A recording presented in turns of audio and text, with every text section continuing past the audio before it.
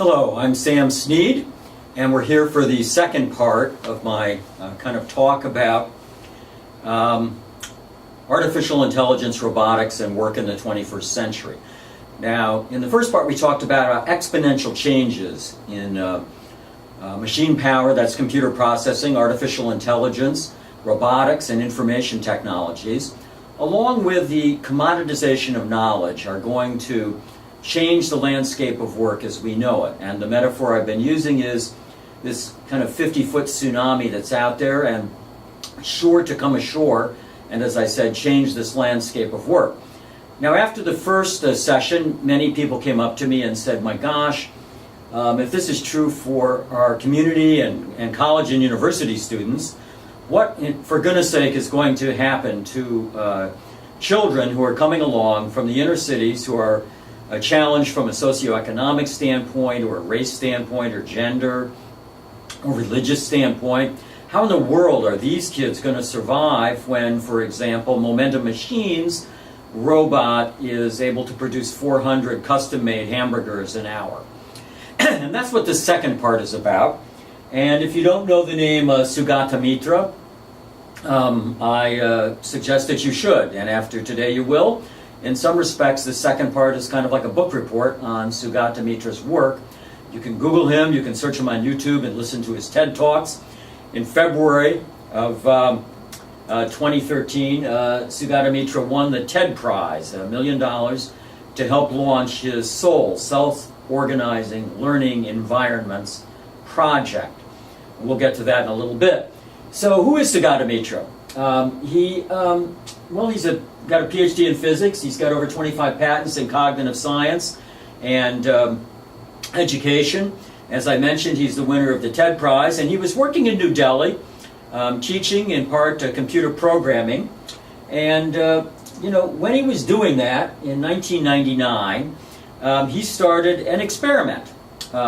Where he worked was on the border of some of the slums in New Delhi, and he started what he calls his hole-in-the-wall experiment.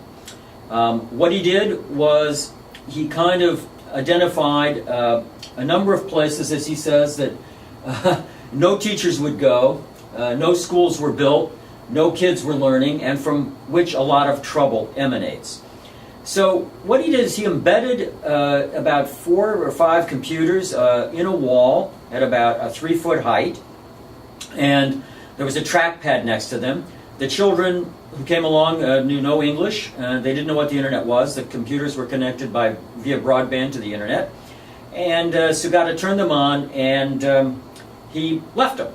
And no instruction whatsoever. So in one of the first experiments, and he filmed these, and you can see them on his TED Talks, an 8-year-old boy was teaching a 6-year-old girl how to use a browser, how to browse the internet. They began to teach themselves how to make music and play it back in about 4 hours of having access to these computers on the wall. And then he began to take this experiment around India to different locations where the children spoke no English whatsoever. And for example, in a South Indian village, students used these computers to assemble kind of an image of a video camera, and then took photos of a bumblebee they found on a Disney site. So what Sugata came to examine and learn was that a hypothesis of his was that groups of children can learn to use the internet on their own, irrespective of language or where they are located. So he decided he needed a more ambitious experiment, and he went to an Indian community called Hyderabad, and he set up a series of computers with broadband access, and he left the children to play with it. And the children came to him when he was setting them up, and the children said, well, how do we do this? And Sugata said, I don't know. I'm just going to leave it with you. And he did. And he came back 2 months later, and because of the speech to text on Windows, the free program along with Windows, which he had trained to use his voice, in about 2 months, many of these children were speaking English, and they were using an accent that Sugata Mitra had used when he trained the speech-to-text program. Now, along came a guy named Sir Arthur C. Clarke, who was then living in South Africa. You probably know him best for his science fiction writing. He was knighted by the Queen. He is famous for 2001: A Space Odyssey. Interestingly, in 1974, he taped an interview with the Australian Broadcasting Corporation, and this was in 1974, and the interviewer asked him how he thought the computer would change the future. And Clarke accurately predicted many things, including online banking, online shopping. He said that he suspected that the computer would get smaller. It would be a little console through which he could talk to his local computer, get all the information he needed for everyday life, like his bank statements, theater reservations, anything he needed in the course of living in a complex modern society would automatically take place. Now, that was pretty prescient, I think you'll all agree. And because Arthur Clarke wanted to know about what Mitra was doing, Mitra went to see him, and after their conversation and showing him some of his research, Clarke said, you know, a teacher who can be replaced by a machine should be replaced by a machine. And if children have interest in education, education will happen.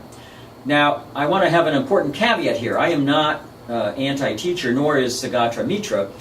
Indeed, as he began his experiments, he was focusing on locations where no teachers would go, no schools were built, no kids were learning, and from which a lot of trouble emanates. So he began to broaden his experiments with computers with broadband and no other instruction to children who spoke no English but many different languages.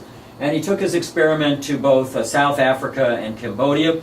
In South Africa, within literally minutes, they were emailing people from around the world, and they thought the emails kind of hopped across the ocean. In rural Cambodia, he had very simple math games on them, and the computers were embedded in walls or on stands on the pavement. And very soon after the children started using them, they began to use math. Now, in India, where he had set up many of these hole-in-the-wall experiments, the teachers were getting in touch with him, who taught the students, those that had schools to go to, and they were saying that, gee, they were become amazingly good at English, and also they were really deep thinkers. And it's very funny when you listen to Sugata Mitra in his TED talk about this, because he, of course, explains that this was because they were using Google extensively to discover things on their own. Now, Sugata Mitra decided that children in small groups could learn best on their own with the computer broadband and what he came to call grannies in the cloud. Now, he then decided that he needed to really test his theory out, his hypothesis. So he went to South India to a Tamil-speaking community with 12-year-old children. He went to Tamil Nadu and Puducherry in South India, and the question he posed was, could these students teach themselves biotechnology in English when they spoke no English on their own? So he called in kind of 26 random students, children, and he told them that they had 6 computers that were to work in groups of 4. And it was very difficult stuff on the computers, and it was all in English, and good luck understanding it. And the student said, are you going to show us how to do this? And he said, no, I'm leaving. His customary technique. And after 2 months, he came back and he said to them, so what did you do? And the students said, well, we looked at it every day. And at first they said, we're not sure we learned anything. And then they began talking about how DNA replicates and all kinds of aspects of biotechnology. So Sugata Mitra tried to publish his results, but astoundingly, peers, referees for journals, and the journals themselves for 3 years said this was too good to be true. They could not trust the results, something he didn't appreciate, being a fairly renowned scientist.